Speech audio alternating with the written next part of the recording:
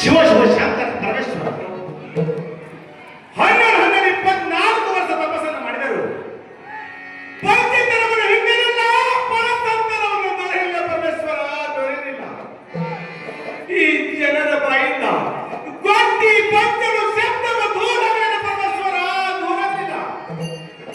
ಅದಕ್ಕಾಗಿಯೇ ನಿಮ್ಮ ಶಿವಲಿಂಗದ ಗದ್ದಿಗೆ ಮುಂದೆ ಅಗ್ನಿಕೊಂಡವನ್ನು ತಯಾರು ಮಾಡಿ ಅಗ್ನಿಕೊಂಡದಲ್ಲಿ ಹಾರಿಕೊಂಡು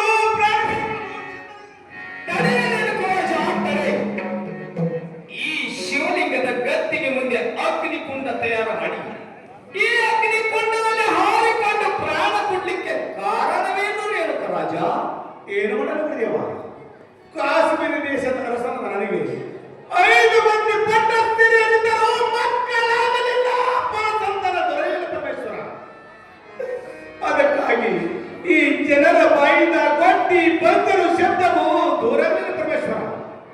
ಅದಕ್ಕಾಗಿ ನಿಮ್ಮ ಶಿವಲಿಂಗದ ಗದ್ದಿಗೆ ಮುಂದೆ ಅಗ್ನಿಕೊಂಡವನ್ನು ತಯಾರು ಮಾಡಿ ಅಗ್ನಿಕೊಂಡದಲ್ಲಿ ಹಾರಿಕೊಂಡು ಪ್ರಾಣ ಕಳೆದುಕೊಳ್ಳಲು ಸಿದ್ಧರಾಗಿರುವುದು. ರಾಜ, ನಿನ್ನ ಭಕ್ತಿಗೆ ಮೆಚ್ಚಿ ಹೆಣ್ಣು ಕೂಸನ್ನು ದಯಪಾಲಿಸಿದ್ದೇನೆ. ಇದನ್ನು ತೆಗೆದುಕೊಂಡು ನಿನ್ನ ಅರಮನೆಗೆ ಹೋಗಲೇನು ರಾಜ? ಆಗಲೇ ಬಂದೆವು. ಇದೇ ಸಂದರ್ಭದಲ್ಲಿ ನಾನು 5 ಮಂದಿ ಹೆಣ್ಣರಿಗೆ ಈ ಕೂಸಿನ ಮಗ ಕೂರಿಸ್ತೇನೆ. ಹೋಗುವಾಗ ನನ್ನ ಕೂಸಿನ ಆಡಿಸ್ಕೊಂಡು ಹೋಗ್ತೇನೆ. ಮನಮೋಹನ ಮನಾಥ ಮನರಂಜನ ಬಾಳ ಜೋ ಜೋ ಜೋ ಜೋ ರೇ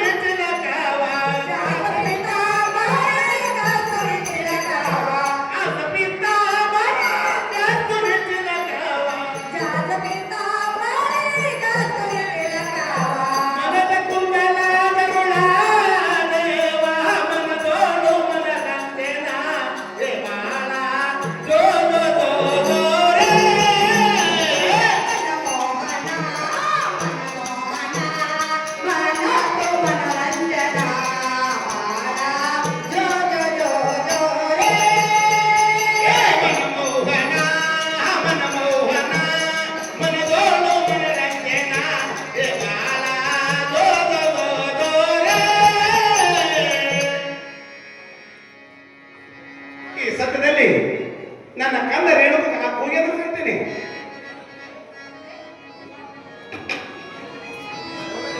ಹಾಗಲಿಲ್ಲ ತೊಳೋ ದೇವವತಿ ಏನೇ ಕಟ್ಟಿದೇವ? ಏನು ಮಾಡ್ತೀವಿ ಮನೆಯಲ್ಲಿ? ಮನೆಯಲ್ಲಿ ಶಿವಲಿಂಗದ ಪೂಜೆಯನ್ನು ಮಾಡ್ತಾ ಕುಳಿತಿರೋದು ಸ್ವಾಮಿ. ಶಿವಲಿಂಗದ ಪೂಜೆಯನ್ನು ಮುಗಿಸಿಕೊಂಡು ಬೇಗ ಹೊರಗಡೆ ಬರುವಂತ ನಾವು. ಆಗಲೇ ಕಟ್ಟಿದೇವ.